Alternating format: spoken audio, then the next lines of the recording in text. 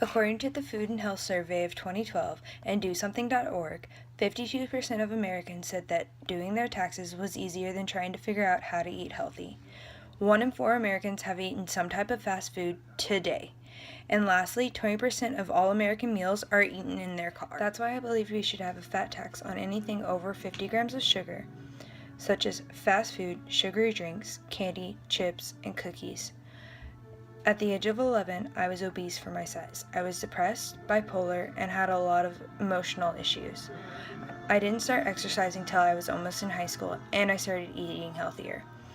At first, I hated doing it, but after I lost 10 pounds and started fitting into smaller clothes, I started to love myself and my body. I didn't buy all of that junk food for myself, but I sure didn't want anything else.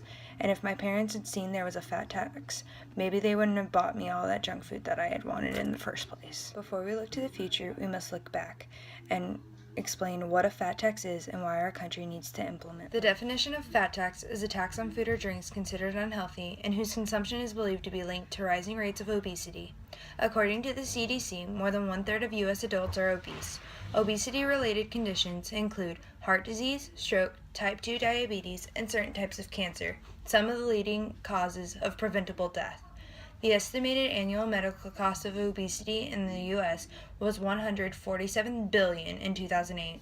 The medical costs for people who are obese were $1,429 higher than those of normal weight. This means that the cost of healthcare went up because of obesity. Even if you aren't obese, you're paying more because most of America is obese.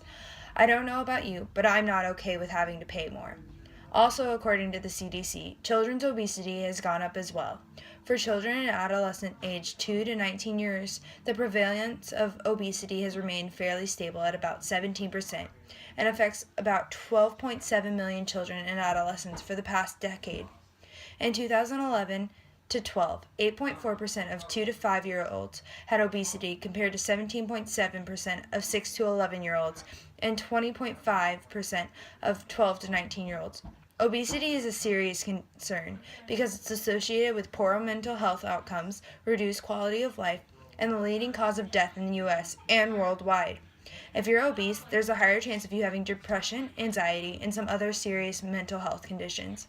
You also have a chance of higher blood pressure, strokes, higher cholesterol, coronary heart disease, gallbladder disease, osteoarthritis, sleep apnea, and breathing problems, some cancers, and low quality of life. The rest in children are almost the same as adults, except they are more likely to have issues in school, and obese children turn into obese adults. They also have a chance of low self-esteem, impaired social, physical, and emotional functioning. What's worse is if you have an obese parent in your household, there's a higher chance of you being an obese child and then an obese adult. Now that we've seen the health risks and how many adults and children are affected by obesity, let's move on to our goals for a better community. One of my goals is to address our community and our country on these issues, because as a community and a country, we need to take a stand against obesity. We need to start enforcing a fat tax on all junk foods. According to the CED, a fat tax is a tax applied to foods containing a specific level of fat or a certain kind of fat. In order to reduce health and economic problems produced by the overconsumption of these foods, I argue that the fat tax should be taken as seriously as the sin tax on cigarettes and alcohol. Also citing the CED, when one compares cigarette health costs to those of obesity, there's a good support for a fat tax. Americans spend $96 billion treating diseases caused by cigarette smoking, far less than $190 billion spent on obesity. In 1970, the average tax per pack of cigarettes was 18 cents, and the percentage of adult smokers was about 40%. By 2011, the average tax per pack was up to $2.35, and only 20% of Americans smoke cigarettes. Increased awareness about the harmful effects of smoking has also contributed to the decrease in cigarette consumption. According to Oliver Mighton, a researcher from the British Heart Foundation's Health Promotion Research Group, junk foods need to be taxed at least 20% to have a significant effect on obesity and cardiovascular disease. Mighton also adds that the resultant tax revenue should be used to subsidize healthy foods in order to guarantee significant health improvements. Additionally, his studies have found that taxes on a wide range of unhealthy foods and ingredients are more effective than narrow fat taxes. He proves that the higher the tax, the more of a decline on the sales of the certain product. He also proved that this was why the Denmark fat tax failed in October of 2011. Thirdly, I want you to think of how our world is going to be if we continue to let obesity take its course without implementing a fat tax. And imagine all the possibilities if we take a stand against obesity and implement a fat tax.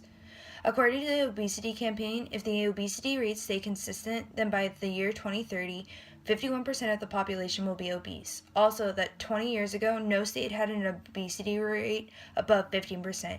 Today, there are 41 states with obesity rates over 25%.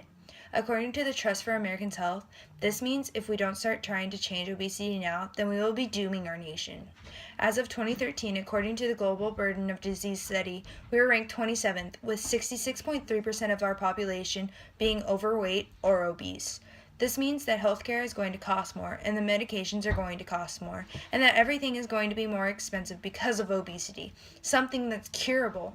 Can you imagine what would happen if that didn't happen? If we took a stand against obesity, health costs would go down. We wouldn't have to pay as much because there would be less diabetics, less heart failure, and less mental illness. Children would grow up to lead healthier and happier lives. Also, adults would live longer instead of having clogged arteries or heart attacks to kill them. We wouldn't be ranked 27th or higher in the obesity and overweight chart. Lastly, let's take action in our cause and let our congressmen and women understand why the need for this is so great and why we need to start now before obesity becomes unfixable. Today we talked about implementing a fat tax, how it would help. We talked about obesity in adults and children and the outcomes of what could happen if we don't fix this problem. What I want you to do today is write a letter to your senator, your mayor, even to Congress about a fat tax, and then sign a petition to get the ball moving for a better and healthier America. I'm encouraging you to lead healthier lives the next time you find something at the grocery store. Look at how much fat it has in it, and encourage your friends and family to live healthier lives too. Remember, obesity is curable, and more than two-thirds of Americans are doing nothing about it. We need to start a fight against obesity. We need to implement a fat tax, and we need to start living healthier lives. As a human being, I want everyone around for as long as possible to make our world a better place. But with obesity, you won't be around for as long as we want you to be. Step up, make a change, join our fight against obesity, help us implement a fat tax. Thank you.